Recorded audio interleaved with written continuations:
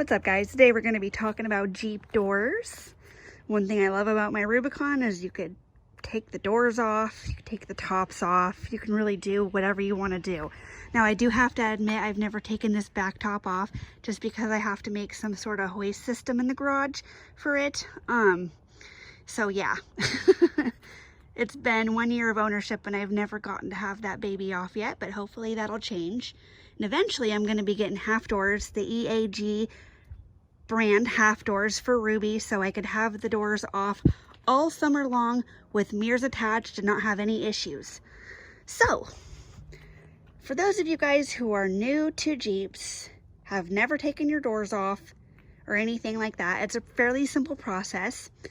I basically know how to undo everything to take them off, but when it comes to the lifting part, that's when I have to ask my dad for help because I'm only 5'1" and I can't ever lift the door out of the hinge high enough. That's something that's kind of tricky because it's pretty big. It's like the nail in here, the screw in here is really long. It's like this, so you have to be so careful to not chip paint. And usually what my dad and I do is we put some blue masking tape all up over here. Like we do some blue masking tape. We usually put it on these here, wrap it around these, just so we don't scratch anything. So, something I want to show you guys. Here's your little toolkit. I keep my little toolkit right in here. This thing is pretty badass. There's a lot you could do with it. I also keep floss, sanitizer, little smelly things for my little thing I have right here, which keeps the Jeep smelling nice. So something that I want to show you guys, for those of you all who don't have any clue what you're doing. Something that Jeep's done that's extremely awesome, I think, is they have intentionally engraved T50 on here. It's on each one of your door hinges. So the T50 means that you will need to get your T50 torque bit. Here's your little wrench right here. So this is the T50. Let me see if I can get this to show in focus here. I'm just gonna find here it is. Right here, guys. Try to get this in focus. T50 right there. This is the guy you need for your doors to take them off. That's the one you need. But yeah, I like to keep all my stuff just, no, my phone's not focusing, sorry guys. I like to keep all my stuff right where I can access it, where it's extremely easy to access it. And then as far as Freedom panel storage goes, I keep mine in the Stow Our Tops rack. I keep that in a little room in the house. So I don't store those in the back of the Jeep anymore. Unless I'm like, say, going to the beach and it might be raining or whatever. I just don't like storing them in the back because the whole bungee system's kind of annoying.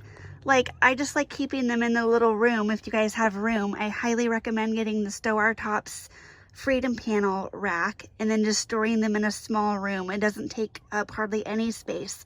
And then as far as the doors go, whatever I do personally, like what I do is whenever these are off, I lay them. My parents have a little office with a bed in it, and I lay these on a nice cushiony bed with a microfiber like blanket, just so they're not getting scratched, they're not falling off any hooks in the garage, you know, they're not on a rack, they're not gonna fall.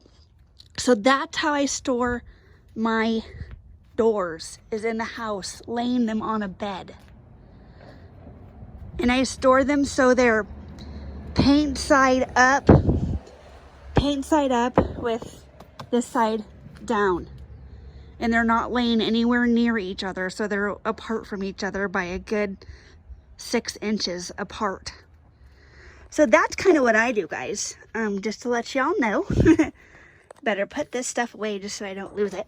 And then something else that's really cool, just speaking of like screws and bolts and tops and whatnot, something that's really neat that the Jeeps have is I have my blanket in here that I made, ducks. Okay, something in here that's pretty badass is that this is where you store everything. So your door hinges, I put my bolts in there whenever the doors are off. They just go right in there. And then you have this one here for your roof. Have yet to take the back roof off, but I can't wait till that day comes, hopefully sooner than later, because it's like much overdue. Speaking of that, guys, if you guys have any like suggestions for taking the hard top off, hit me up. That'd be nice. I looked at getting the soft top, but they're like $1,700. So it'd be almost easier and a lot cheaper for me to come up with some way to take that back roof off. So that would be great if some of you guys can share your tips and tricks with me. And then this here is for the windshield. Yes, the windshield does fold down. And then there's like a little cubby. So the windshield in this JL model does fold down. I know, I think in the 2018 model, they stopped making them fold down and then they brought it back again. I don't really care about driving with my windshield down, to be honest. Yeah, I just don't really care about doing that. I mean, it might be fun going on the beach doing it, but realistically, like, how often are you going to be folding your windshield down? So that's why I'm coming up with the decision to put some Rough Country cube lights here and a Rough Country hood light bar here.